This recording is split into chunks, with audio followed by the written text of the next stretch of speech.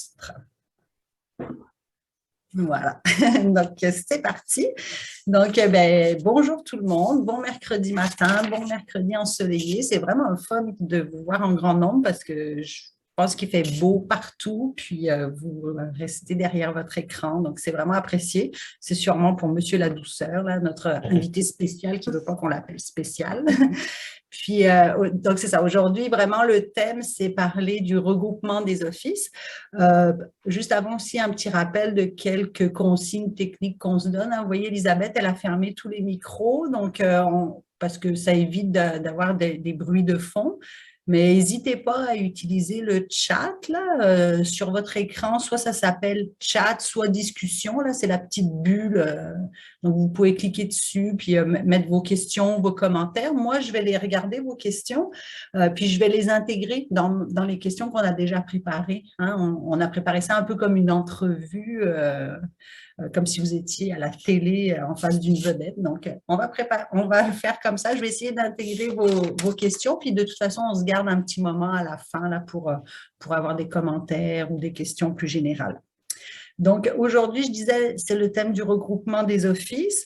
Peut-être se rappeler que ça a toujours été un dossier important pour les locataires à la Fédération des locataires de HLM parce qu'on avait des centaines de petits offices à travers le Québec. Il y avait des gros offices depuis toujours, comme par exemple Montréal, Québec, les grosses villes, mais il y a toujours eu des petits offices d'habitation parce que c'était lié à la municipalité.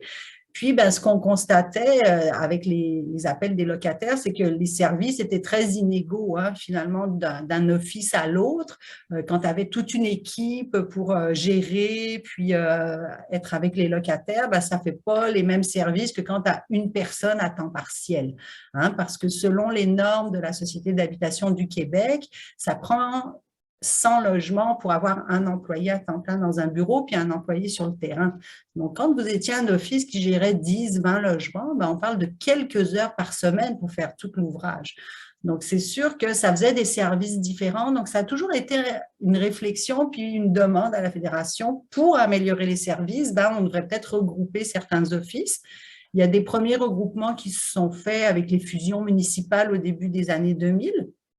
Mais ça a laissé quand même des petits offices, ça a laissé quand même, on s'est retrouvé donc en 2017, avant que le regroupement commence, on avait encore 538 offices à travers toute la province.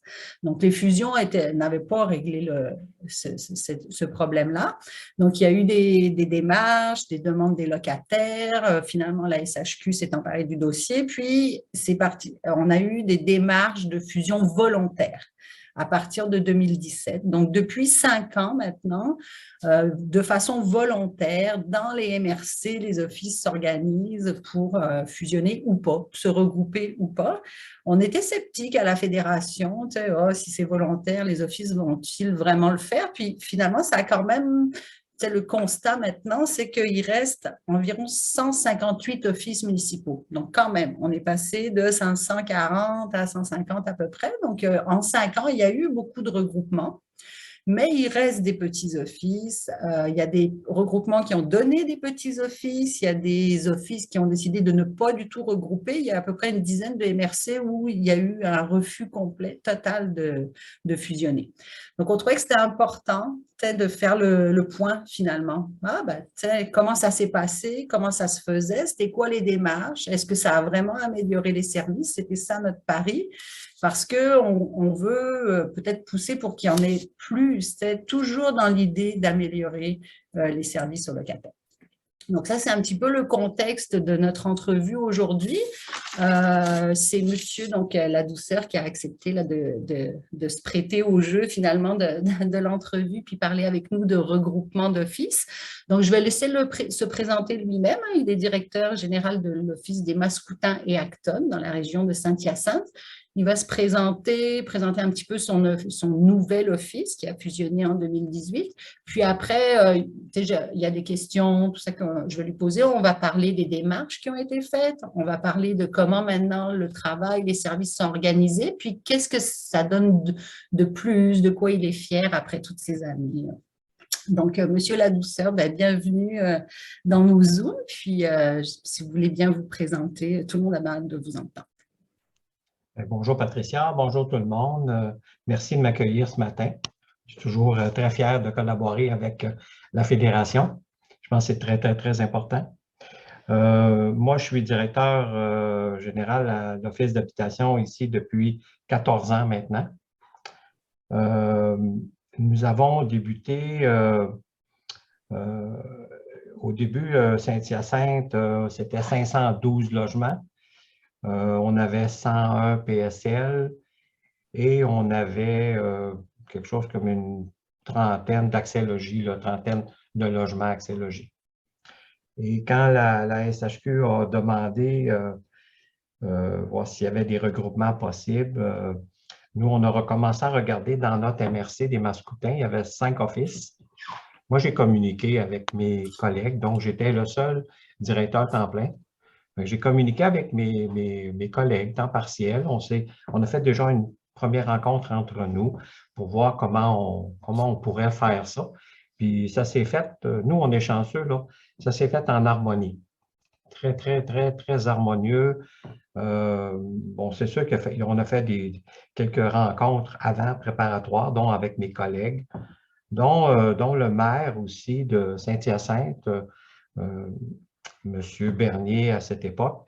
J'avais dit à M. Bernier, il n'y a pas d'enjeu à Saint-Hyacinthe d'un regroupement. Il n'y a pas, puis il y a pas un objectif de vouloir manger les autres, mais de voir comment on peut, en respect de chacun, de voir comment on pourrait travailler ensemble.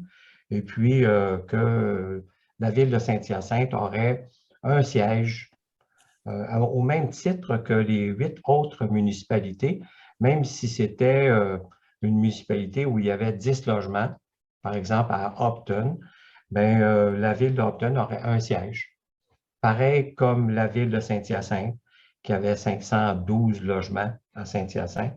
Puis le maire a très bien compris, il dit OK, c'est correct. Et à partir de ce moment-là, quand on a commencé à se rencontrer, il a exprimé cette possibilité-là d'avoir un siège comme tout le monde. Et ça l'a sécurisé les petites municipalités. Puis comme j'avais aussi parlé avec mes collègues de voir comment eux, ils voyaient ça, puis plusieurs de mes collègues étaient prêts à prendre leur retraite, trouvaient ça quand l'opportunité se présentait. Et puis, fait qu'on a commencé, on a fait le comité de concertation. Puis le comité de concertation, c'était un représentant par municipalité, un représentant de l'Office d'habitation et mes collègues aussi. Tous les directeurs, directrices étaient aussi à la table.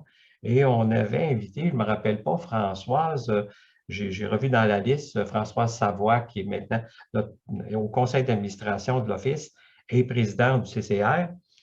Françoise était aussi dans la liste là, des membres du comité de transition de concertation. Ça m'a rappelé quand j'ai revu mes feuilles aujourd'hui. Fait qu'on a commencé nos rencontres et puis l'objectif de la fusion était de voir comment on pouvait offrir des meilleurs services à tout le monde, mais dans le respect de chacun des offices d'habitation et des municipalités. C'était la base première, qui était de garder en poste les directeurs, directrices qui voulaient rester avec nous. Finalement, il y en a un seul là, qui est resté par choix, M. Letendre, Alain Letendre. Et puis, les autres, ils ont accepté de prendre leur retraite, mais ça s'est fait graduellement. On respectait aussi d'avoir les préposés d'entretien à temps partiel dans chacune des petites municipalités. Pour nous, on trouvait que c'était gagnant d'avoir des gens sur lesquels les locataires avaient aussi des références pour l'entretien, le nettoyage et tout ça. Puis pour le déneigement, d'avoir quelqu'un qui était proche, la coupe du gazon parfois, amener les bacs de recyclage de déchets au chemin. Et ça, nous, on l'a maintenu, on l'a toujours maintenu. On le maintient toujours quand on est capable de le faire. Respecter aussi les contrats de déneigement, contrats de gazon, de faire affaire aussi dans chaque municipalité avec les plombiers, électriciens, menuisiers pour les différents travaux. Donc, de respecter les façons de faire qui étaient déjà là. Et puis également aussi des règlements d'immeubles. Nous, tout le monde souhaitait à ce que les règlements d'immeubles qui étaient différents, surtout au niveau des animaux, là, on peut dire que ces gens-là voulaient que ça soit respecté. Si on a le droit ou on n'a pas le droit. Je sais qu'il y avait un office là, qu'on n'avait pas le droit de chiens, de chats, d'oiseaux, de poissons, le droit de rien. Euh, Puis il y a encore des endroits où c'est maintenu. Mais tranquillement, là, on essaie de voir comment on peut harmoniser. C'est un dossier qu'on travaille avec le CCR, là, qu'on avait commencé un petit peu, mais il faut aller plus loin, mais il faut y aller lentement. Donc, sur cette base-là, ça s'est très, très bien fait.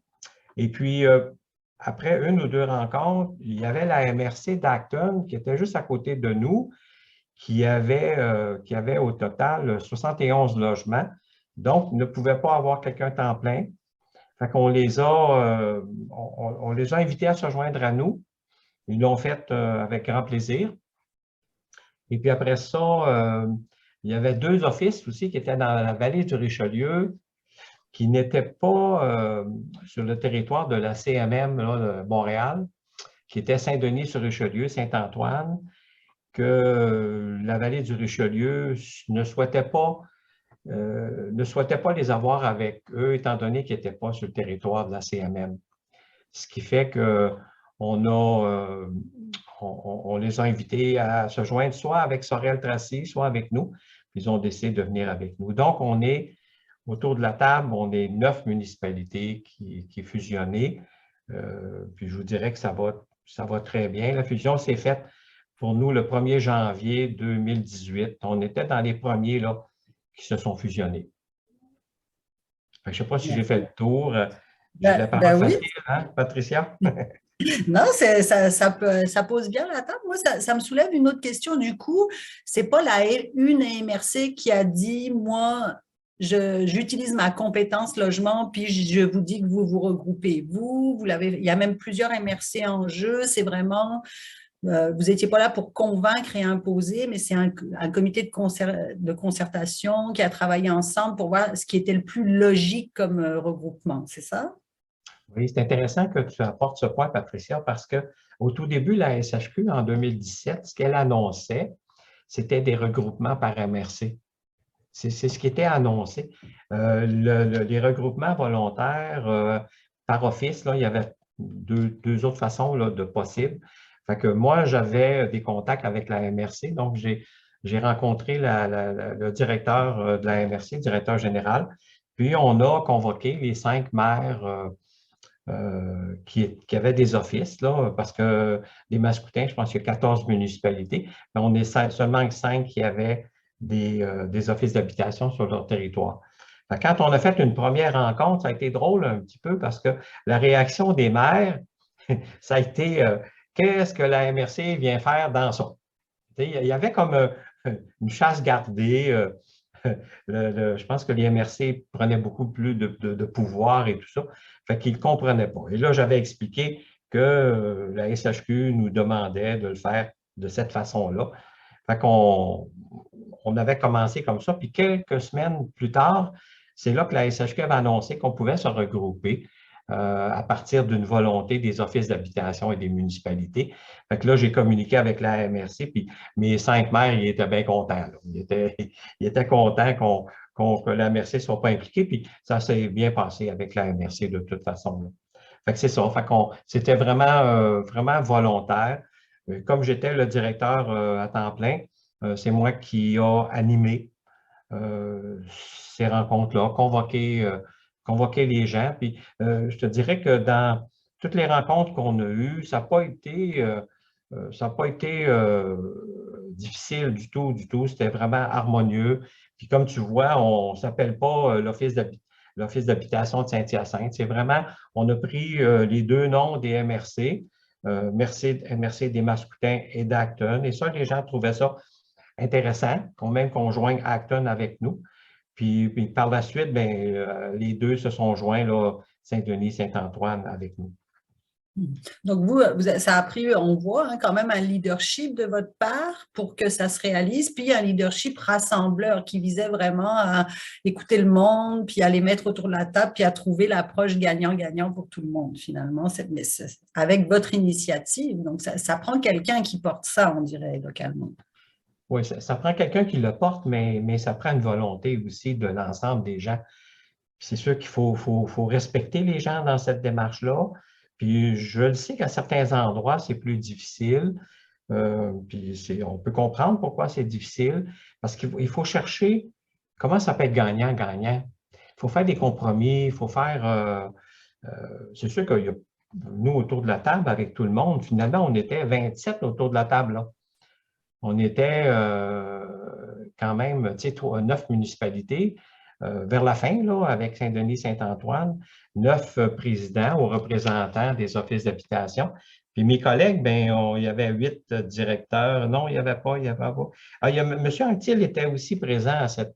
Parce qu'il était, je ne me rappelle pas, Roland, qu'est-ce qu'il représentait, je pense, les locataires, parce qu'il fallait, sur le comité de concertation, je pense avoir deux ou trois locataires, là. Puis là, je viens de voir Oui, ma feuille. C'est ça, Roland, hein? oui. Tu es toujours là, toi, mon tabarnouche. Fait que Roland, il y avait Denis Laroche, puis il y avait Françoise, là. Fait que c'est ça. Fait que ça s'est bien fait. Donc, vous avez mis autour de la table, finalement, tous ceux qui avaient un intérêt à en parler, autant des élus que des employés des offices, que les locataires eux-mêmes. Puis c'est comme ça que vous êtes arrivé finalement à une proposition de regroupement qui faisait l'affaire de tout le monde. Est-ce que vous avez eu du soutien de la SHQ dans le processus, la Société d'habitation du Québec? Pas vraiment, parce qu'on était vraiment dans les débuts, hein, 2017. Moi, je suis quelqu'un, quand je prends un dossier, je veux que ça, je veux mener le dossier. J'ai cette mauvaise habitude-là de prendre le leadership. Mais c'est ça, bien, on n'a pas eu vraiment besoin. Mais on recevait quand même des informations, des documents qu'on avait à remplir, qu'on a remplis, qu'on a envoyés à la SHQ. Mais c'était assez clair à ce moment-là. Puis comme ça se faisait assez facilement, il n'y avait pas de problème comme tel. Okay. Donc, vous en avez parlé un petit peu dans votre introduction, mais est-ce que peut-être on pourrait revenir sur l'organisation du travail pour donner, vous-même, vous l'avez dit, notre objectif, c'était de donner des meilleurs services aux locataires. Donc, vous avez dû faire des choix aussi, j'imagine, en termes de ressources humaines. Vous disiez que vous misiez beaucoup sur la proximité, garder les choses qui se faisaient bien localement. Donc, est-ce que du coup, ça a fait que vous avez été obligé d'avoir plusieurs employés, par exemple, à temps partiel répartis sur le territoire, ou vous avez décidé d'avoir qu'une équipe à Saint-Hyacinthe avec des gens à temps plein? Non, on souhaitait vraiment, et c'était dans le respect de la fusion, de respecter les gens qui étaient en place. Puis moi, je crois beaucoup, beaucoup d'avoir des gens, je pense à M. Poulain qui est à Saint-Dominique ou M. Théberge là, qui est à Sainte-Madeleine, des préposés à l'entretien à temps partiel, qui voulaient continuer, qui étaient contents, que les locataires connaissaient aussi, se sentaient bien par rapport à ça, puis qui étaient proches aussi. Si tout est centralisé à Saint-Hyacinthe, bien, le temps de transport, ce n'est pas un temps qui est productif. Là. J'aimais mieux appeler Michel Théberge à Sainte-Madeleine, dire Michel, tu veux-tu aller voir Mme Cordeau, telle affaire. Puis pour le déneigement, mais il habite à côté. Et ça, c'est intéressant. Puis même que je sais que mon ami Robert Pilon, il est content de ça parce qu'on regardait aussi parfois si on était capable d'avoir un locataire qui pouvait, dans l'immeuble, dans cet immeuble-là, d'être le préposé à l'entretien. C'est délicat pour certaines. Bon, on l'a vécu. Des fois, ça a été difficile parce que des fois, il y a de la jalousie. Il y a aussi des fois le locataire qui pense qu'il devient presque le propriétaire de l'immeuble. Il y a des personnalités là-dedans, mais on en a un actuellement à Saint-Pie, Sylvain Jalbert, et ça va très, très bien. On est super contents. Sylvain fait un très beau travail. Ça lui amène un revenu d'appoint, il est présent, il est sur place. Quand il arrive quelque chose, on l'appelle. Il est déjà là, il est dans l'immeuble. C'est intéressant. Puis ça se passe bien avec Sylvain. Fait que c'était de respecter ça. Les sous qu'on a économisés, le fait de fusionner, les salaires des directeurs qui étaient là, des directeurs à temps partiel qui quittaient. Donc, la SFQ nous laissait ces sommes d'argent-là. On a engagé une personne à la comptabilité parce que c'était avec la fusion, la comptabilité a été vraiment quelque chose et est toujours quelque chose de très présent, complexe et difficile. Parce qu'avant, comme office d'habitation, on parlait avec une municipalité, un directeur général, une greffière, directeur, directrice des finances. Mais là, on parle avec 9 municipalités. Je fais 9 prévisions budgétaires. Je fais 9 rapports financiers parce que chaque municipalité veut savoir aussi quelle est sa contribution, son 10% de contribution au déficit. Donc, d'avoir quelqu'un temps plein, mais c'est le seul changement qu'il y a eu chez nous.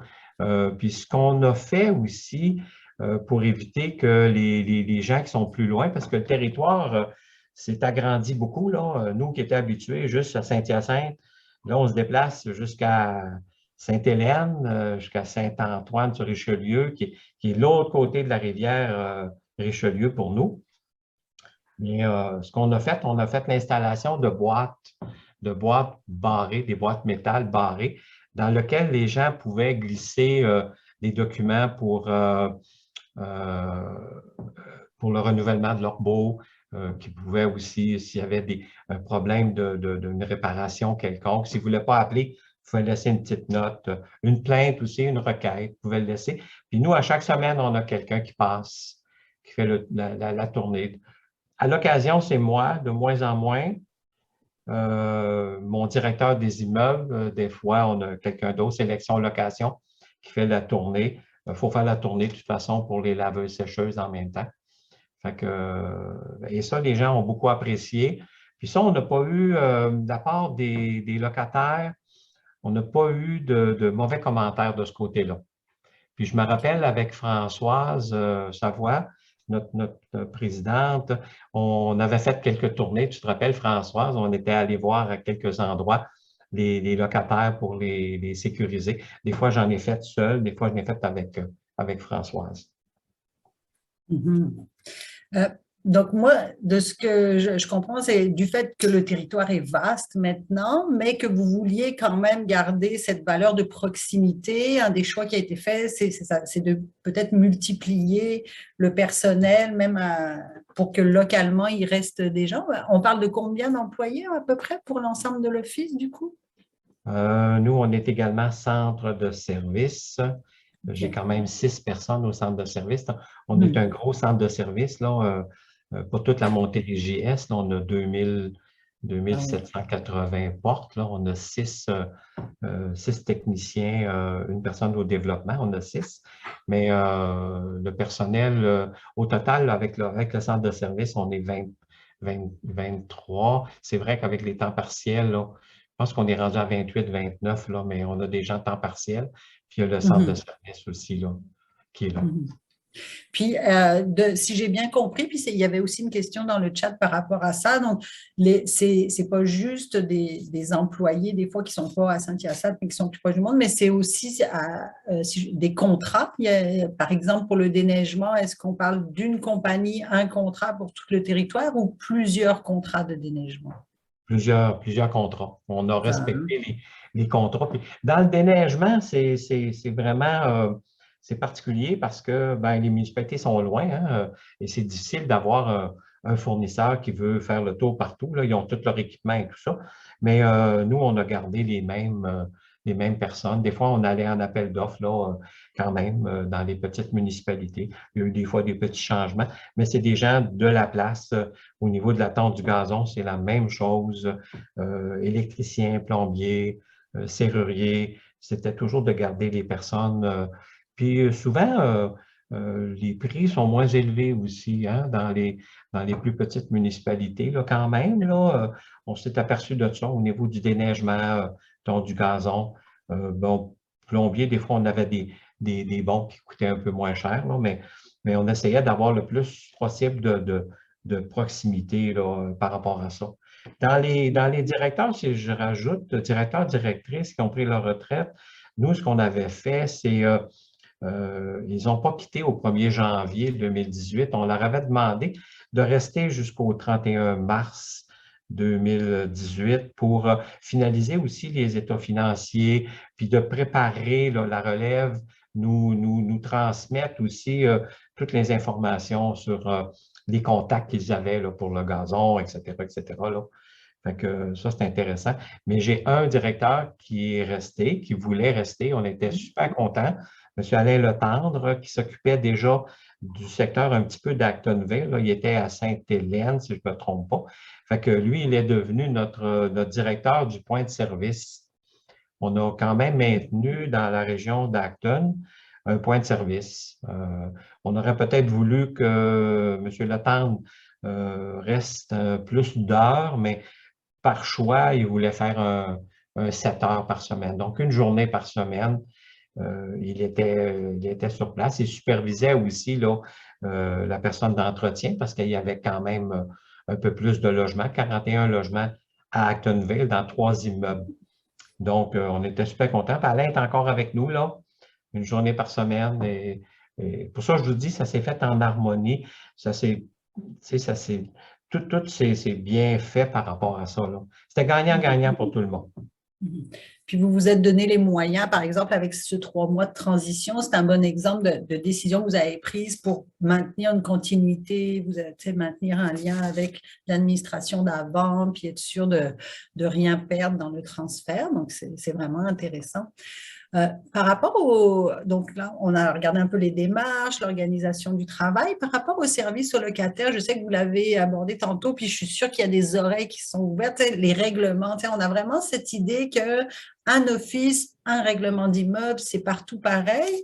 Vous avez fait le choix, vous visez l'harmonisation, mais pour l'instant, vous y allez en douceur. De ce que je comprends, il y a des règlements différents d'un ancien office à l'autre, c'est ça? Oui, oui, définitivement, parce que c'était la volonté dès le départ. Le OK. respect des façons de faire de chacun des endroits. Puis c'est beaucoup plus compliqué pour nous, là, administrativement, sélection, location.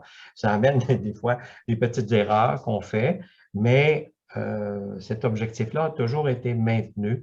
Nous, à Saint-Hyacinthe, on a le droit d'avoir un chien ou un chat.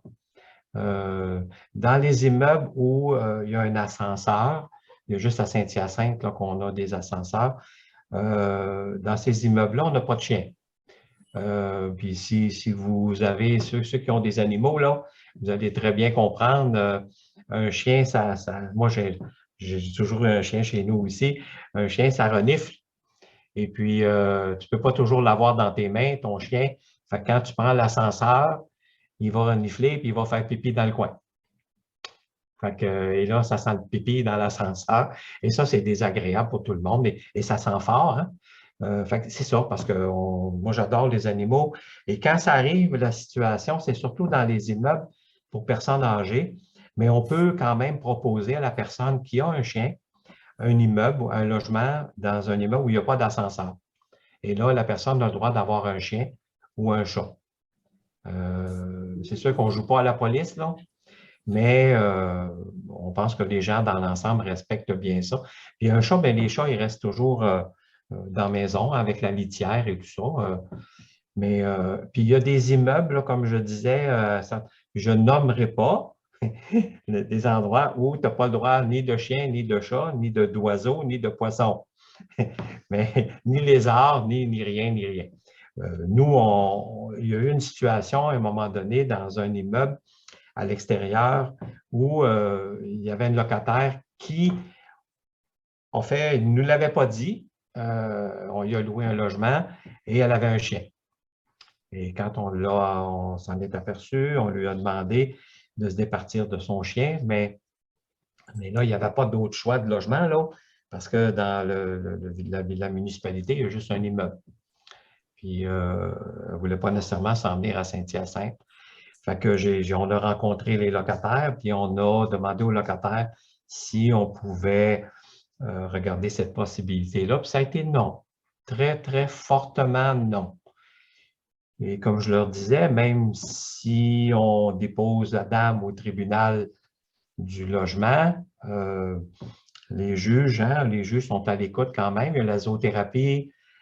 Quand un chien ne dérange pas, et ne dérangeait pas, là, les excréments étaient ramassés, il n'y avait pas d'aboiement, il n'y avait pas aucun dérangement. Et à ce moment-là, on était certain qu'on perdrait de toute façon. Mais je n'ai jamais réussi à convaincre les locataires de cet immeuble-là. C'est un 15 logements. Puis c'était vraiment très, très, très, très fort là-dessus. Mais il y a d'autres types de règlements comme l'utilisation d'un, voyons, à l'extérieur, pas un four extérieur, là, mais un barbecue. Et moi, des fois, je trouve que on est exigeant envers les locataires qui sont en logements sociaux. Je suis personnellement, moi, où j'étais personnellement propriétaire d'immeubles dans le privé. Puis, moi, les gens avaient le droit d'avoir un barbecue, là. Les gens avaient le droit. Et là, on arrive dans le logement social, puis tu n'as pas le droit de ci, tu n'as pas le droit de ça, tu n'as pas le droit de ci. Tu sais, voyons, quand même, c'est pas la fin du monde. C'est sûr que quelqu'un qui fait cuire son barbecue puis que la boucane s'en va chez le voisin, ben c'est un dérangement et là, on peut intervenir. Mais d'empêcher, c'est un peu comme la cigarette. Je comprends très bien que la cigarette peut déranger des gens, mais de dire aux gens, tu n'as pas le droit de fumer chez vous, tu n'as pas le droit de barbecue chez vous, tu n'as pas le droit d'un chien chez vous, tu n'as pas le droit d'un chat chez vous. À un moment donné, ils ont le droit aussi à leur vie privée, mais on a un rôle à jouer. On a un rôle à jouer qui est aussi, avec les règlements, de viser l'harmonie à l'intérieur de l'immeuble. Et on a un travail à faire de rencontrer les gens. C'est pour ça qu'en termes de service, là où on était gagnant avec la fusion, c'est probablement au niveau de l'intervention communautaire, qui n'y en avait pas dans les 8 municipalités autour de nous. Mais avec notre intervenante communautaire, on peut aller rencontrer des gens quand il y a des mésententes, quand il y a des problèmes entre le respect de certains règlements. On explique aux gens. On a aussi un devoir au niveau de l'immeuble de s'assurer d'une bonne aération, de la ventilation, l'aération. Il y a des immeubles où on a fait des améliorations assez quand même importantes pour faire aérer, faire le changement d'air. Ça c'est important, ça, cette partie-là. Ça, c'est quelque chose au niveau des immeubles, là, des règlements, c'était plus difficile. On vise tranquillement vers l'harmonie, mais il y a toujours le respect quand même. Puis il faut le faire avec les gens, il faut le faire avec les locataires aussi, là. Je pense que en tout cas pour nous, c'est sûr que ça sera toujours ça la clé là, pour que le règlement fasse du sens. Il faut que les locataires contribuent à la réflexion autour du règlement. Oui. Justement, tantôt, vous avez parlé aussi de la dame, par exemple, vous lui aviez proposé, veux-tu transférer dans un immeuble où il y a les animaux sont autorisés. Ça m'amène la question sur la sélection, l'attribution, la possibilité de transfert. Donc, est-ce que c'est une liste? On va où on veut dans les 9 anciens offices. Qu'est-ce qui arrive avec les municipalités de la MRC qui n'ont jamais eu de logement social? Est-ce qu'on peut s'en parler un peu? Oui, oui, oui. Ça amène peut-être l'autre problème, mais dans notre certificat de conformité, vous savez que chaque office d'habitation a l'obligation d'avoir un certificat de conformité. Il y a 3 règlements obligatoires, dont le territoire de sélection, le choix aussi des secteurs. Chez nous, à Saint-Hyacinthe, il y avait déjà 3 secteurs à l'intérieur. Il y a le centre-ville, le nord et je ne me rappelle pas le centre-ville. Fait qu'il y a 3 secteurs. Puis là, maintenant, avec les autres municipalités, on est rendu à 11 secteurs. Donc, quelqu'un peut faire un choix d'aller à Saint-Antoine, à Saint-Denis, à Alton, et on met son nom sur chacune des listes. Et quand on a un logement de libre, puis que la première personne est sur la liste, on communique avec elle et on lui offre le logement. Et si elle change d'idée, c'est correct aussi. Là. On va l'enlever sur cette liste-là. On ne la pénalise pas sur les autres listes. C'est comme ça qu'on fonctionne. Maintenant, les municipalités qui ne sont pas sur le territoire, parce que notre territoire de sélection, étant donné qu'à Saint-Hyacinthe, on a 340 ménages en attente d'un logement, on a toujours eu quand même beaucoup d'attentes. Dans certaines municipalités, il n'y a pas de liste d'attente. Des fois, on a de la difficulté à louer le logement. Mais ceux qui ne sont pas sur le territoire de sélection, les 9 municipalités, en principe, ils n'ont pas accès. Et ça, c'est quelque chose qu'on avait déjà partagé avec la SHQ, mais c'est un choix, je crois, politique au tout début, de ne pas vouloir de laisser les offices choisir leur territoire de sélection. Mais c'est sûr que les 9 municipalités qui font partie de la fusion, ils contribuent aux 10 de leur municipalité. Mais la municipalité qui n'a pas d'office, elle ne contribue pas. Donc, le représentant de la municipalité se dit, bien, pourquoi moi, je paye 10 de ça, je veux qu'on favorise mes citoyens. Le citoyen de la ville à côté, mais elle ne contribue pas.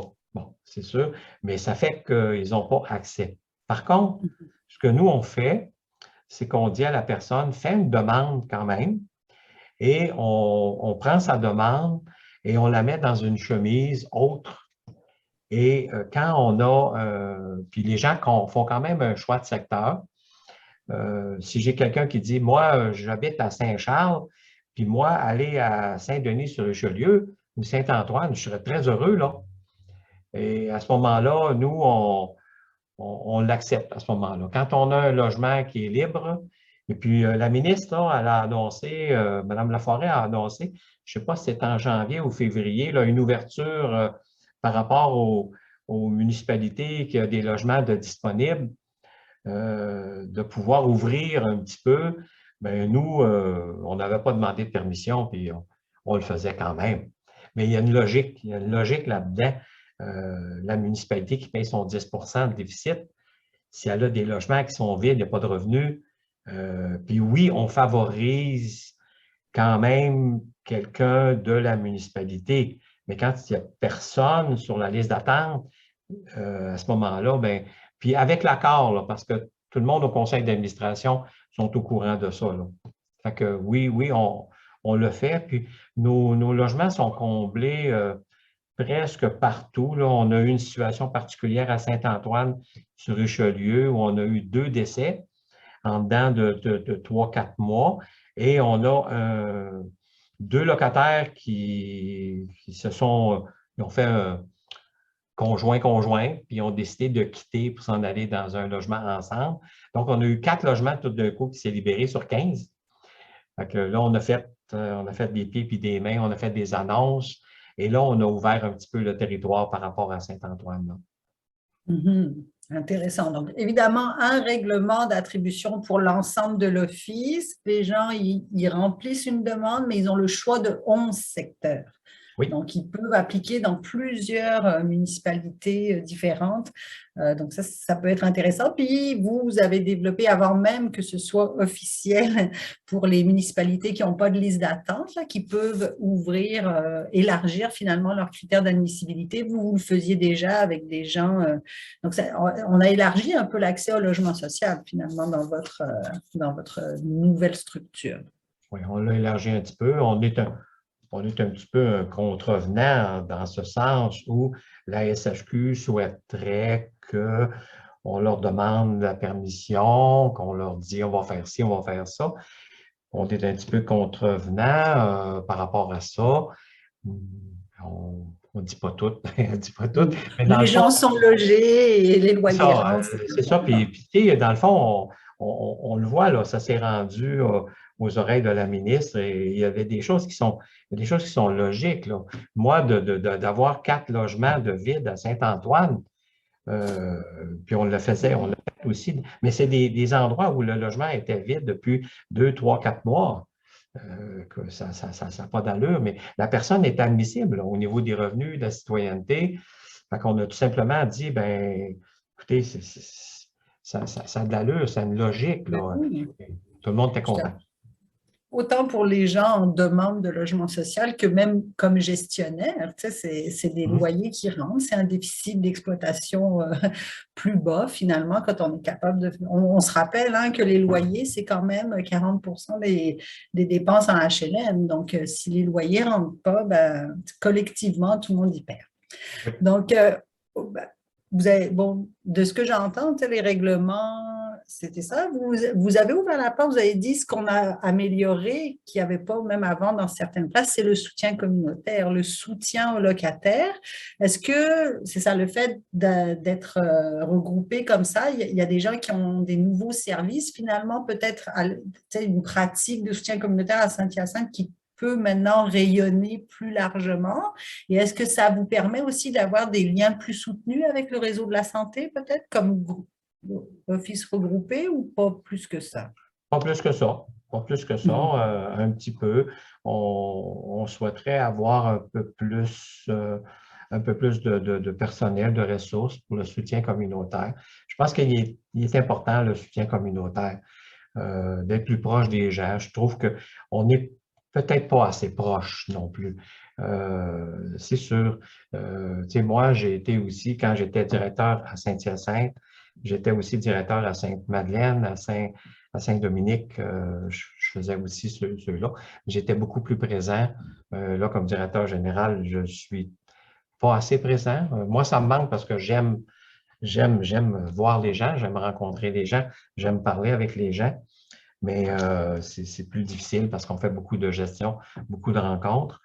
J'ai mon directeur des immeubles là, qui fait plus le tour un peu, là. Mais c'est sûr qu'au niveau, par exemple, des réparations, au niveau aussi des travaux majeurs, tu sais, on a une équipe qui est là, qui est derrière ces locataires-là qui sont présents. 15 logements. Avant, il y avait un directeur à temps partiel qui faisait quelques heures. Puis en passant, il y avait des directeurs, directrices qui étaient extraordinaires. On a perdu dans le réseau un certain nombre de personnes qui étaient très proches des locataires. Moi, j'en connais, je connaissais mes collègues, puis ça, c'est malheureux. C'est sûr qu'il y en a d'autres que c'était plus difficile, puis la gestion était plus difficile aussi, les rapports financiers plus compliqués. Mais là, quand il arrive une urgence, tous nos locataires, importe de quelle municipalité, il y a un service d'urgence. Ils appellent 24 heures sur 24. On a un appel et puis on peut y répondre très rapidement. Ce qu'on fait, on a quelqu'un, nous, qui est sur appel, que ce soit le soir, les fins de semaine, la nuit. On rappelle le locataire tout de suite. On veut voir quel est le problème. Est-ce que ça peut attendre à demain matin ou à lundi? Parfois, on appelle aussi notre préposé à l'entretien temps partiel qui est tout près. On peut lui demander aussi de se déplacer, d'aller voir. Est-ce que c'est vraiment grave? Mais à ce moment-là, notre équipe, on peut se déplacer aussi là, en pleine nuit, le soir et tout ça. Fait que ça c'est un service qui était plus difficile un petit peu avant parce que le directeur temps partiel ne donnait pas son numéro de téléphone personnel. Là. Il y en a qui le faisaient, par exemple, mais qui se faisaient déranger aussi. Mais je pense que ça peut être un plus comme service. Le renouvellement des baux avec les boîtes, les plaintes aussi, là, l'intervenant communautaire peut aller. Mais comme je dis, ce qu'on souhaiterait, c'est d'avoir plus de ressources pour l'intervention communautaire. Moi, je pense que dans la fusion, ce qui manque dans la fusion, il y a eu des gros avantages au niveau financier, au niveau des rapports pour la SHQ. Je trouve que, tu sais, ils ont pu 538 rapports financiers à analyser. Ils en ont 158 maintenant. Mais je pense qu'on devrait avoir un peu plus de ressources au niveau de l'intervention communautaire pour aller vers les gens, aller rencontrer les gens, organiser un bingo. Je sais qu'on a des locataires extraordinaires, pour ne pas nommer monsieur Anctil, qui organise des bingos dans son immeuble, mais il y a des immeubles on n'a pas ça, là. Mhm. Ben oui, soutenir la vie associative, mais quand même, hein, je pense que là, on arrive vers un bilan quand même positif, je trouve, si je me fie à ce que vous venez de nommer, tu sais, entre autres, des choses qu'on ne réalise pas toujours quand on n'a pas de... Tu sais, c'est sûr que quand tout va bien, on n'a pas de problème, on ne s'en rend pas compte, mais le fait d'avoir un service 24/7, c'est très, très important. Dans bien des endroits, les gens voulaient voulait ce service-là. Puis c'est sûr que, comme vous le disiez, à moins d'avoir la chance d'avoir un directeur ou une directrice exceptionnelle qui faisait beaucoup de bénévolat, qui était payé une journée, mais qui travaillait à temps plein puis qui donnait son cellulaire à tout le monde. Mais ça, c'était pas la norme. Tu sais, donc, c'était impossible d'avoir ces services-là quand on était dans des tout petits offices. Vous avez amélioré votre capacité à réparer, à faire des travaux majeurs. Donc, moi, j'entends plus de positif que de négatif. Le soutien communautaire, c'est quand même intéressant. Tu sais, vous me dites, bon, ben, la Société d'habitation du Québec, c'est sûr qu'elle y a gagné. Hein, de 500 offices à accompagner, il en reste 150. Donc, probablement qu'elle ça a été un bon coup. C'est un bon coup pour les locataires. Le bilan est quand même positif. Mais vous dites, pour que ce soit vraiment un bon coup, il y a quand même un bug avec le soutien communautaire. On manque de ressources. Il me semble tout au long de l'entrevue, tu sais, vous avez dit plein de fois, le lien, la proximité, c'est tellement important. Puis c'est beaucoup le soutien communautaire qui peut aider à ça, selon vous, à maintenir cette proximité, ce lien entre le locataire et l'administration. Oui, oui, le soutien communautaire. Mais il ne faut pas négliger non plus le préposé à l'entretien. Le Mhm. préposé à l'entretien, moi, je vous dirais, Michel Théberge à Sainte-Madeleine, il ne nous entend pas, là, mais tu sais, les locataires, ils l'adorent. Puis des fois, il n'y a même pas besoin d'appeler au bureau. Des fois, quelqu'un va dire, ben mon évier est bouché. Est-ce que Michel, tu aurais le temps de passer? Oui, oui, oui, je vais passer, je vais aller voir. Mais ce n'est pas partout, là, mais cette proximité-là, je pense elle est importante pour la municipalité aussi qui a accepté de faire cette fusion-là. Elle aussi, elle est gagnante parce qu'on demeure quand même chez eux pour les différents contrats, de s'assurer que tous les logements sont loués, de cette possibilité-là pour quelqu'un qui fait une demande de logement, mais d'avoir 11 secteurs aussi de choix. Ça agrandit son choix, là. Quelqu'un qui habite à Houghton, puis qui est une personne âgée, puis qu'elle elle est au deuxième étage et puis elle a de la difficulté à se déplacer, qui s'en vient parce que le maintien à domicile est de plus en plus important, donc il s'en vient avec une marchette, bien, elle peut faire une demande pour s'en venir à Saint-Hyacinthe. C'est une demande de transfert, tout simplement. Avant, ce n'était pas possible, ça. Ça amenait des avantages qu'on ne voit pas, mais nous, on en Mhm. a quelques-uns comme ça, là. J'ai même une locataire à Saint-Hyacinthe qui a voulu se rapprocher de sa famille qui était à Sainte-Hélène, je crois, et j'avais un logement de libre, et où c'est un PSL, je pense qu'on a fait, et puis elle a pu s'en aller à Sainte-Hélène parce on avait un PSL, ça aussi, les PSL, le programme de subvention au logement, dans le privé. Maintenant, on est rendu, on a 245 PSL, là. Mais avant, toutes les PSL, c'était à Saint-Hyacinthe. Là, la fusion permet que ces PSL-là puissent se retrouver aussi dans les municipalités environnantes. Donc, je ne sais pas, moi, à Saint-Antoine, ce n'est qu'un immeuble pour personnes âgées de 60 ans et plus, mais s'il y a une famille à Saint-Antoine qui a de la difficulté à payer son loyer, aimerait rester dans son loyer, fait une demande fait une demande de logement, elle est admissible, mais on peut octroyer un PSL à cet endroit-là avec l'accord de la municipalité. Ça c'est un plus aussi là, Tout qui à arrive. fait. Les transferts pour des raisons de santé, puis il va en avoir de plus en plus, là, parce que le maintien à domicile, là, et on voit, là, les gens restent le plus longtemps possible chez eux. Donc, la fusion permet, tu sais, ça fait une équipe plus forte, là. Quand une fusion, puis nous, on trouvait ça malheureux que des fusions se fassent trop petits.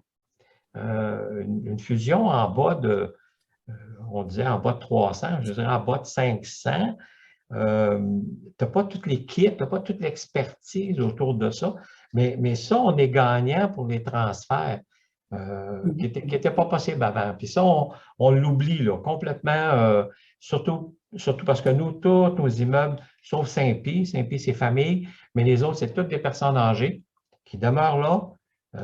On avance en âge, on est au deuxième étage, il n'y a pas toujours un logement disponible en bas. Elle veut se rapprocher de l'hôpital, elle veut se rapprocher des services.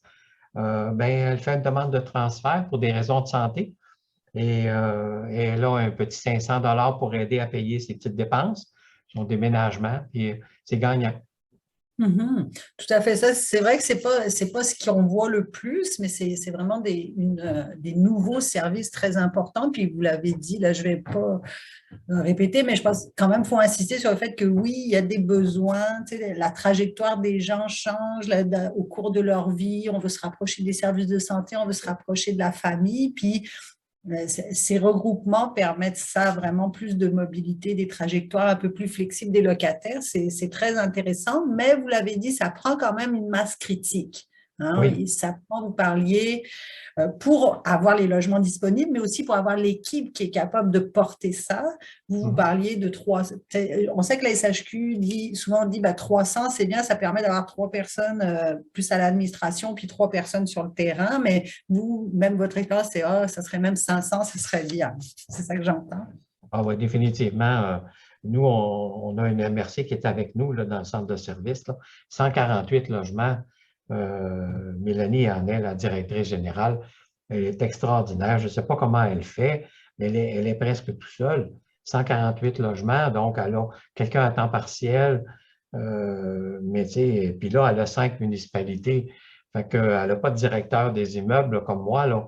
Elle est obligée de faire le tour, elle est obligée de faire tout, financier, immeuble, entretien, réparation, mais c'est pas facilitant, là. Mhm. Mais c'est ça, c'est pour ça que nous, on avait dit que ça aurait été souhaitable d'être un petit peu plus gros, parce que même à 300, tu n'as pas de directeur d'immeuble, là.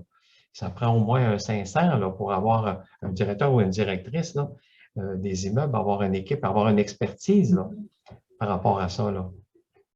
Puis Oui. justement, parlant d'expertise, on voit aussi qu'on est en crise du logement. Hein. On sait qu'à l'approche du 1er juillet, les municipalités se font de plus en plus interpeller pour des gens qui ne savent pas où est-ce qu'ils vont habiter au 1er juillet. Nous-mêmes, au bureau, ici à la Fédération, on reçoit déjà des appels. Ah, j'ai appliqué, je ne sais pas si j'aurai un logement, comment je vais faire. Vous, est-ce que de vous être regroupé, ça vous donne aussi peut-être un peu plus ça donne aux locataires, à un plus grand nombre de locataires, accès finalement à vos services d'aide de relogement. Vous avez parlé des PSL que vous aviez pu faire une entente avec un propriétaire pour une famille. Ça, avant, ça aurait été impossible. Est-ce que Mhm. vous pouvez plus aussi développer une diversité de nouveaux projets? Est-ce que ça a eu un impact pour vous, le regroupement, le fait de pouvoir aider mieux les familles en temps de crise, puis penser à développer du logement social? En termes de développement, nous, on en faisait beaucoup à Saint-Hyacinthe, là, puis nous, on la vit très fortement aussi, la crise du logement, parce qu'en plus des coûts de loyer qui montent énormément, nous, depuis 3 ans, on a eu beaucoup d'incendies, des incendies majeurs, un immeuble de 40 logements abordables au centre-ville, 27 logements abordables au centre-ville avec un incendie. Puis on a aussi la municipalité qui veut revitaliser le centre-ville. Donc, il y a eu des immeubles à logement euh, abordables qui ont été démolis pour construire du plus chic un peu ou ou un RPA. Oui, on en a besoin aussi, mais il reste que maintenant, tout ce que tu veux construire, tout ce qui est neuf va coûter très cher. Il est impossible actuellement de construire du logement abordable. Puis quand on parle d'abordabilité, on parle du loyer médian, en tout cas qui se rapproche de la capacité de payer des gens un peu plus démunis. Si on n'a pas de l'aide financière, c'est impossible.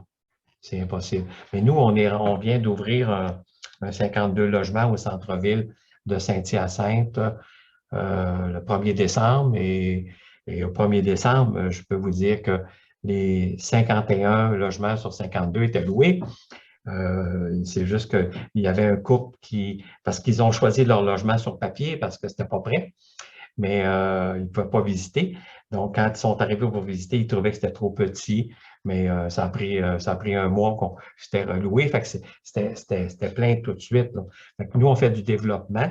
On a regardé le développement possible dans les municipalités environnantes. Il y avait des besoins avec le nouveau programme là, d'habitation abordable Québec, PAC. J'ai des municipalités qui ont de l'intérêt, qui ont communiqué avec nous. Par contre, ils n'ont pas de liste d'attente. Est-ce que le besoin est là? Ils ont des terrains parfois, mais ils n'ont pas d'argent parce que même dans le nouveau programme, que ce soit l'accès logique qui maintenant est sur la fin, dans le nouveau programme, il faut que les municipalités injectent des sous. Mais sur un projet tu veux construire un 12 logements, ça va te coûter 2 500 000. Il faut que la municipalité mette un 300, 400, 500 000 $. Mais c'est impossible pour une petite municipalité. Puis on va construire un 12 logements, puis j'ai personne sur la liste d'attente. Fait que, il y a une réflexion à faire là. Oui, c'est possible. Et oui, on a l'expertise chez nous, puis en plus, on est le centre de service. Oui, fait qu'on continue, nous, à faire des développements. On a 2 projets avec l'initiative de création rapide de logement là, qui a été partie par le fédéral, récupéré par la SHQ. On est là-dessus. On dépose un projet dans le programme d'habitation abordable Québec aussi. Fait qu'on on fait du développement. Mais maintenant, dans les villes environnantes, je pense que le besoin ne semble pas être là.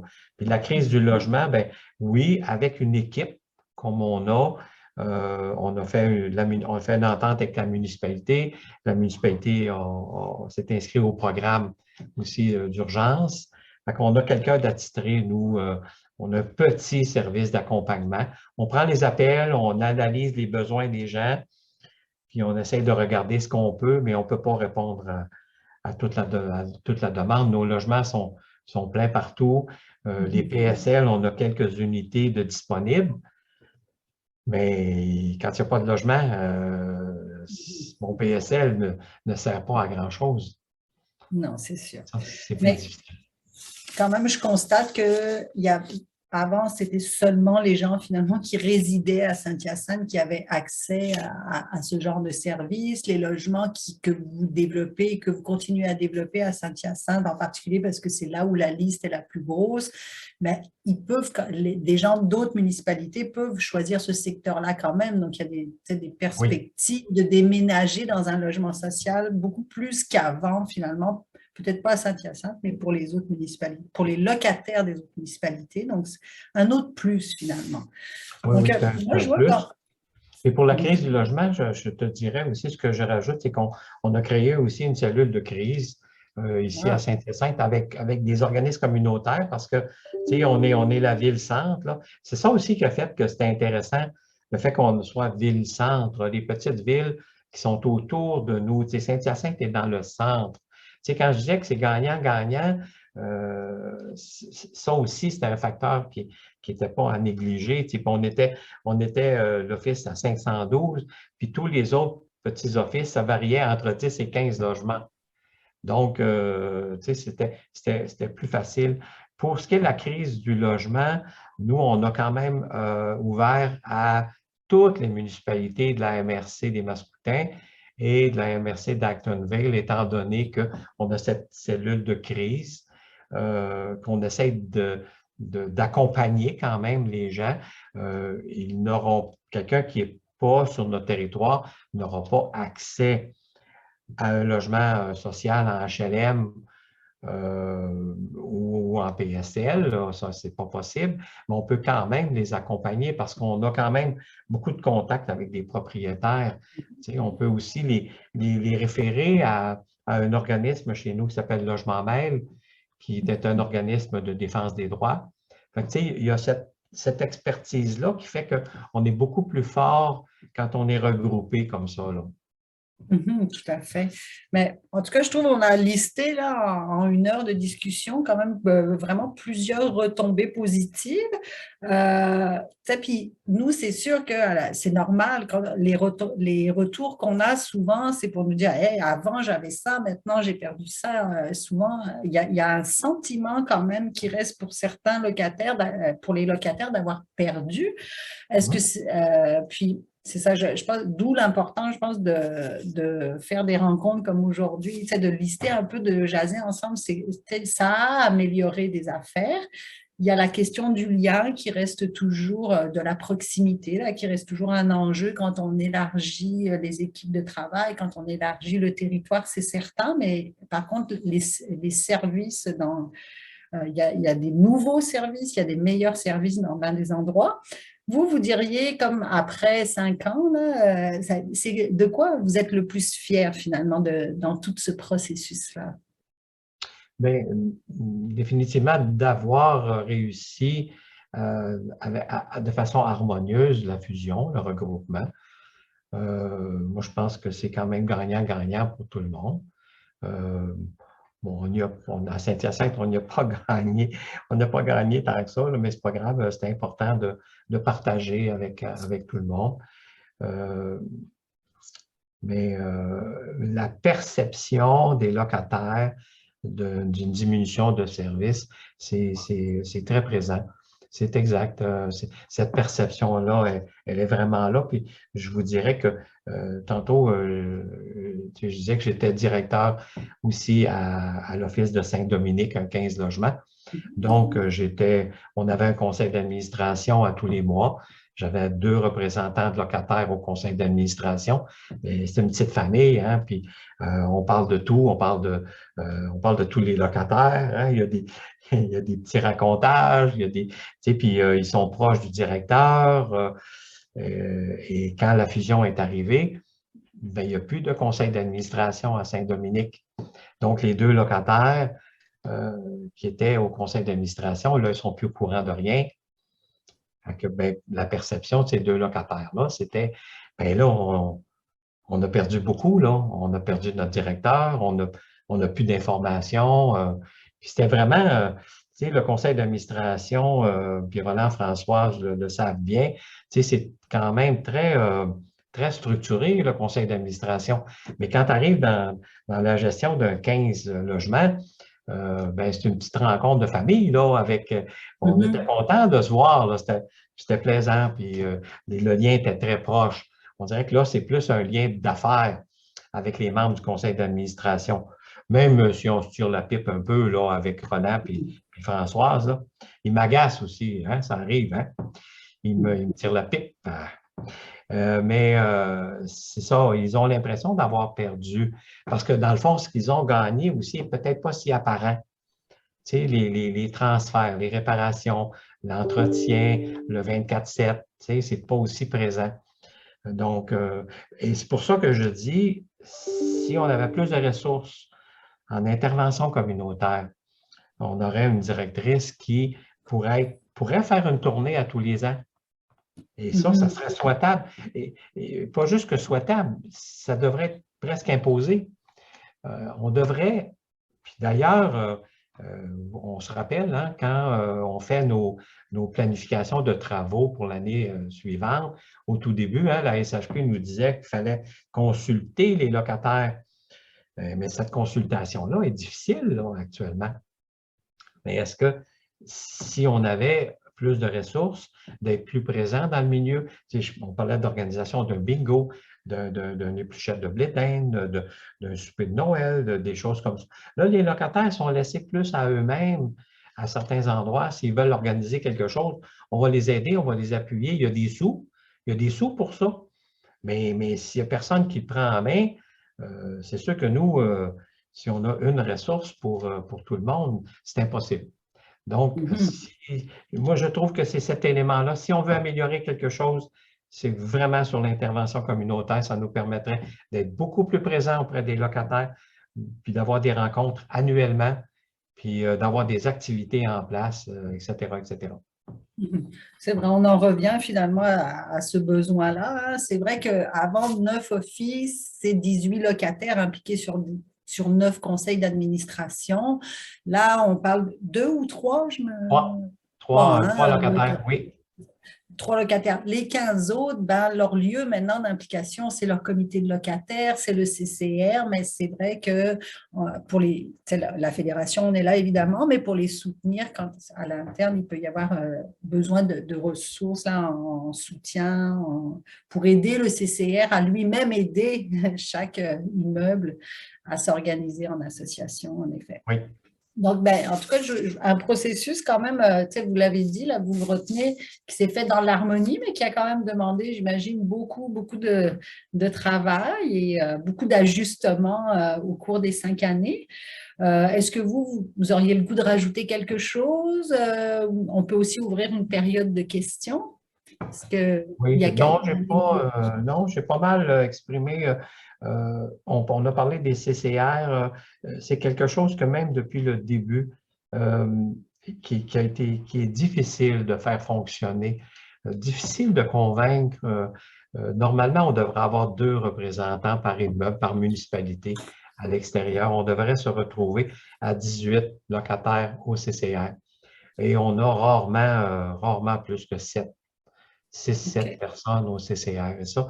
Mais puis je peux comprendre, on paye les frais de déplacement, mais les gens à Sainte-Madeleine, sur les 10 locataires, mais il n'y a pas personne qui est intéressé. Il y avait une dame, Mme Dion, puis elle est décédée il y a maintenant quelques mois, mais à partir de Saint-Dominique, il n'y a personne qui vient. Upton, il n'y a personne. C'est ça. Fait que c'est difficile de les avoir et on souhaiterait les avoir autour de la table. Puis c'est pour ça que je reviens encore avec l'intervention communautaire. Si on va les rencontrer euh, à tous les ans, puis à quelques autres reprises, on peut en parler, des bienfaits du CCR, puis de les inviter à venir, en tout cas. Mais actuellement, c'est ça. Je trouve que la faiblesse du CCR, puis Françoise en est la présidente, a fait son gros possible. Françoise, là, elle écrit des lettres, elle fait des convocations, elle appelle des gens, mais c'est difficile. Les gens ne se déplacent pas. Ça aussi, c'est plus compliqué, hein? Il y a une distance. Ça se font le soir. Ça pourrait se faire le jour, mais là, actuellement, je pense que ça ne se fait que le soir. On n'en a pas beaucoup. Ça serait souhaitable d'en avoir plus. Mais tu sais, si les gens ne viennent pas, fait qu'il y avait cet élément-là qui est plus difficile. Est-ce que, Jean-Claude, on le fait dans le jour maintenant? Oui, on fait ça dans le jour? Oui, la prochaine réunion du CCR est le 17 mai à 13h30. Bien, merci, Françoise. Hein, tu vois, elle me remet à l'ordre. Hein? On a quelqu'un de Sainte-Madeleine qui en fait partie. Oui, merci, est à son Françoise. affaire. Est-ce qu'il y en a qui avaient des questions pour M. Ladouceur, des locataires? Je vois qu'il y a des gens des offices aussi qui voudraient profiter de son expérience, là, tout le leadership qu'il a utilisé, puis ces 5 années à gérer, à harmoniser ce nouvel office. Est-ce qu'il y en a qui ont des questions? Dans le chat, j'ai vu qu'il y avait aussi, je pense, une question qui était assez... Ah oui, les économies d'échelle. Est-ce que c'est ça, vous en avez parlé un peu, là, que vous aviez économisé un peu de budget, puis ça vous a permis d'avoir une comptable, mais est-ce qu'il y a au niveau, il y a d'autres économies d'échelle qui, vous voyez, qui rapportent directement aux locataires?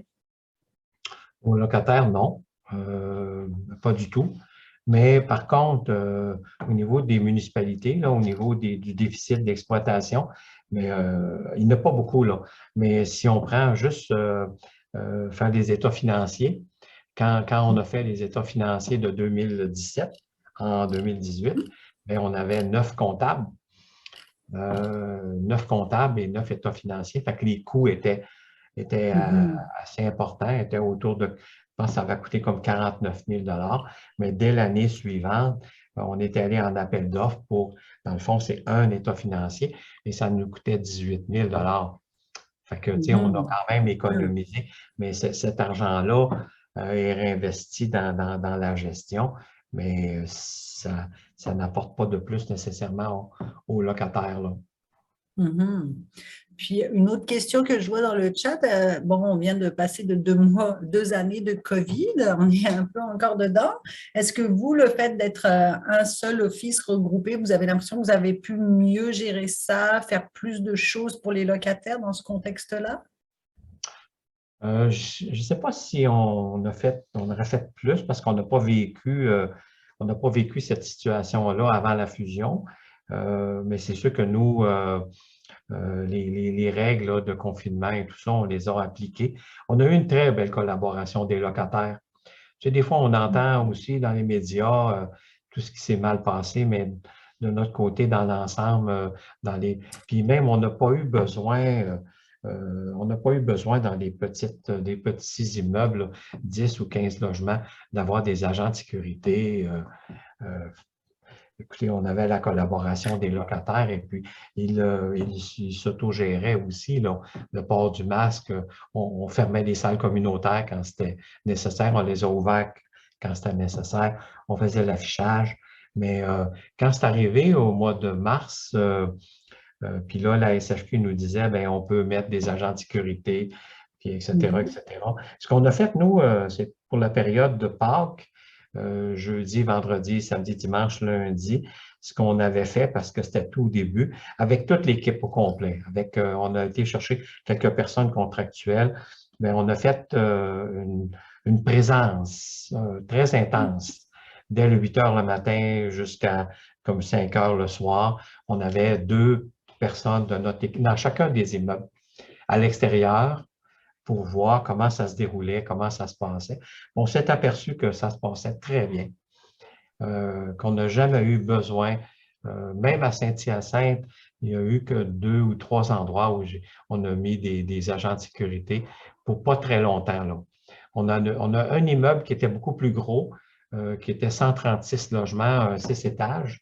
Là, on a eu un agent de sécurité qui, dans le fond, était rendu plus une amie qu'un agent de sécurité, là, une présence dans l'immeuble, mais pour s'assurer là, que les gens respectaient un petit peu plus parce que 136 personnes, des fois, il y avait des couples, là, mais c'était un petit peu plus délicat un peu. Mais les autres immeubles, là, 10 logements, 15 logements, 30 logements, ça s'était bien déroulé. Fait que dans l'ensemble, puis on avait demandé à nos gens à temps partiel aussi là, de faire le nettoyage là, le plus souvent possible. Puis on n'a pas eu de cas. On n'a eu aucun cas, en tout cas connu, en lien avec la COVID dans nos immeubles. Ah, wow. Est-ce que c'est sûr que, parce que ça, vous l'avez dit, là, la COVID, c'est beaucoup plus, ça a été aussi beaucoup plus de nettoyage, là. Donc, le fait d'avoir des personnes, des préposés à l'entretien un petit peu partout, ça vous a permis de le faire, finalement, d'avoir quand même, d'être capable de faire ce plus. Oui. Est-ce que vous avez, j'y vais aussi avec les questions en vrac dans le chat, est-ce que vous avez un service de plainte ou, tu sais, vous avez parlé maintenant, il y avait un service 24/7, les gens peuvent appeler pour les réparations, mais est-ce qu'il y a un service plus général de plainte? Est-ce que les délais sont, ça vous a permis de diminuer les délais, par exemple, en vous regroupant ou au contraire, c'est plus de plaintes puis ça a augmenté les délais? Non, ben nous, on avait déjà une politique, on appelle la politique de requête. On trouvait que c'était plus positif. Donc, quelqu'un peut faire une requête pour, moi, je ne sais pas, avoir plus d'éclairage dans le stationnement, par exemple, plutôt que d'avoir une plainte contre le chien du voisin.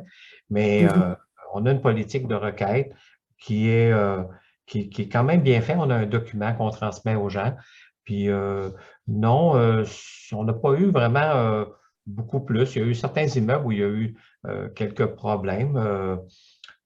Puis là, on a fait avec là, on a une nouvelle personne qui est une directrice là, du service à la clientèle qui donne un coup de main, qui fait de l'administration, qui fait. Mais tu sais, on essaye avec les sous qu'on a. Elle fait un peu d'intervention, mais on a une intervenante communautaire, Judy, qui est à temps plein au niveau de l'intervention, soit de l'organisation d'activités, soit aussi de l'accompagnement, fait de la médiation. Mais nous, on répond aux gens quand on demande aux gens de faire un premier contact avec, ben, s'il n'y a pas d'éclairage dans le stationnement, de faire une demande au service des immeubles. C'est la première chose. Si ça ne répond pas, et là, par écrit, on demande de nous faire une requête écrite pour qu'on puisse l'analyser, pour que ça puisse venir jusqu'à moi. Même chose, si c'est une plainte, on demande à la personne de parler à son voisin dans un premier temps, dans un deuxième temps, bien, de nous écrire tout simplement. Et là, on lui répond que oui, on a reçu. Oui, on va faire une intervention. C'est sûr que des fois, les gens ont l'impression qu'on ne fait rien. Souvent, ils nous disent ça. Ben là, vous ne faites rien, vous ne faites rien. Mais c'est sûr qu'on appelle la personne qui est en cause. On fait une intervention, mais on ne va pas toujours dire à la personne, ben oui, ben là, je l'ai chicané, là, j'y ai parlé, j'y ai dit ci, j'y ai dit ça. On ne dit pas tout ce qu'on a fait. Puis des fois, les locataires aussi, ils veulent que ça soit réglé tout de suite, là. Mais oui, mais on parle avec la personne, puis nous, on ne peut pas mettre les gens dehors non plus. Il y a toutes des démarches à faire. Puis des fois, les gens ils trouvent qu'ils nous disent, à l'occasion, on nous dit ça, que vous ne faites rien, vous ne faites rien. Mais avant de déposer à la Régie du logement, le nouveau tribunal, il faut être solide, là. Je veux dire, tu résilies le bail de quelqu'un qui est qui a un logement subventionné. Les juges, ils ne nous voient pas toujours bien venir, là.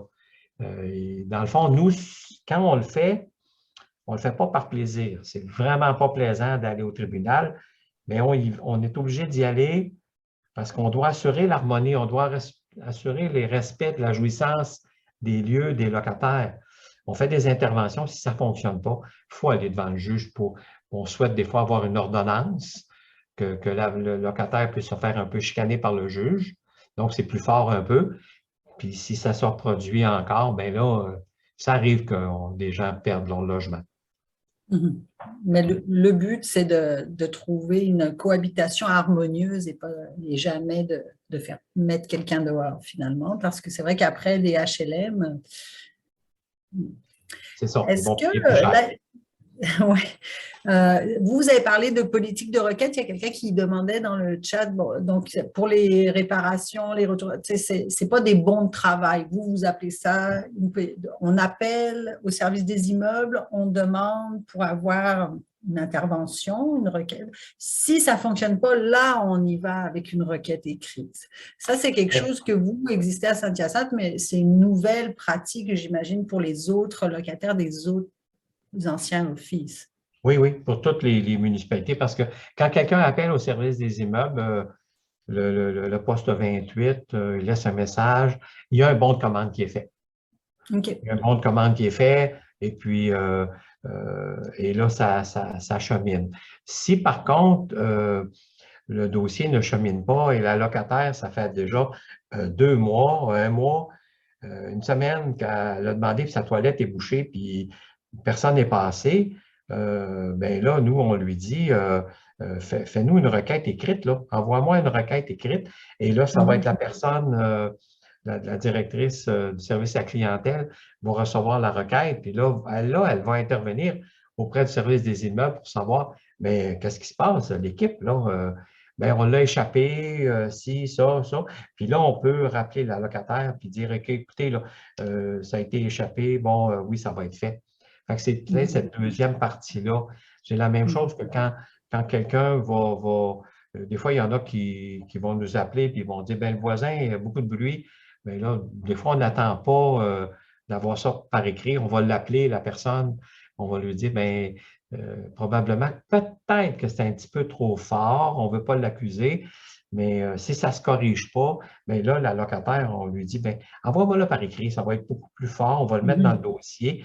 Puis là, on va envoyer une lettre au locataire pour dire, bien, écoutez, on vous a appelé, on vous a demandé, il faut faire les efforts. Parce que là, on dirait que Puis là, on vérifie avec d'autres locataires aux côtés aussi. Parce qu'il y en a qui ne sont pas très tolérants non plus, hein? C'est dans les deux sens. Il y en a qui sont bruyants, il y en a qui ne sont pas tolérants. Il y en a que ça ne prend pas grand-chose, hein? Ils montent aux barricades assez vite. Mais c'est l'être humain, hein? C'est les personnalités de chacun, hein? Mais je n'ai pas d'autres questions dans le chat. En tout cas, n'hésitez pas à lever la main ou ouvrir votre micro. On approche d'11h30, puis on va libérer Monsieur Ladouceur, comme je disais au tout début, qui doit avoir aussi plein d'autres choses à faire. Quand même, moi, je retiens vraiment l'initiative que ça prend pour, on a regroupement d'office, ça a pris une personne qui a l'initiative, qui s'est donné des valeurs. On va faire ça gagnant-gagnant, on va faire ça en harmonie, on va respecter les pratiques locales, on veut que les gens gardent le sentiment de proximité avec leur office. Donc, c'est donner ces valeurs, à rassembler tout le monde autour de la table, puis finalement a pris le temps de faire ce regroupement. Vous vous êtes même donné quelques mois au début avec tous les anciens directeurs qui restent. Comme ça nous permet de perdre aucune information, aucune chose. Puis ça prend du temps, c'est à construire, ça fait 5 ans. Il y a quand même des choses positives qui en ressortent au niveau des services aux locataires, au niveau de l'équipe qui a plus de capacité encore qu'avant à donner des services. Donc, on voit des choses positives. Vraiment, en conclusion, il y a quand même aussi cette idée que si c'est important, le lien, la proximité, ça va nous prendre des moyens pour le faire mieux. Puis vous avez nommé les besoins en soutien communautaire. Donc, est-ce qu'on conclut sur un plaidoyer pour plus de soutien communautaire, plus de soutien au CCR, parce que plus de soutien communautaire, c'est plus de soutien au CCR, au comité de locataires aussi, c'est ça qu'on veut. Est-ce que vraiment, ça résume un peu? Est-ce qu'on conclut comme ça? Est-ce qu'il y en a qui veulent rajouter quelque chose? Puis, un autre, le soutien qui est fait localement dans les offices est très important pour les comités de locataires, les CCR, mais il y a aussi le congrès de la fédération, qui est un lieu vraiment de formation, d'échange d'expérience. Donc, n'oubliez pas, j'en ai parlé au tout début, il y a le congrès qui s'en vient. Le CCR peut demander à l'office, par exemple, si vous êtes, surtout maintenant que dans les offices regroupés où il y a un peu plus de marge de manœuvre dans les budgets, vous pouvez demander les budgets pour participer au congrès. Si c'est un enjeu, n'hésitez. En tout cas, si vous voulez en savoir plus, il y a des postes budgétaires même qui sont prévus pour soutenir la participation des locataires. Puis, vraiment, je voulais le répéter, mais surtout aussi un gros merci à M. Ladouceur parce que c'était hyper clair, c'était vraiment c'était très précis, des exemples très concrets de qu'est-ce que ça nous a donné, comment on a fait étape par étape. Et ça, c'est vraiment précieux. Nous, c'est des choses comme ça que même après, on échange avec les locataires, mais qu'on veut ramener aussi à la SHQ. Il y a des tables HLM, puis c'est vraiment important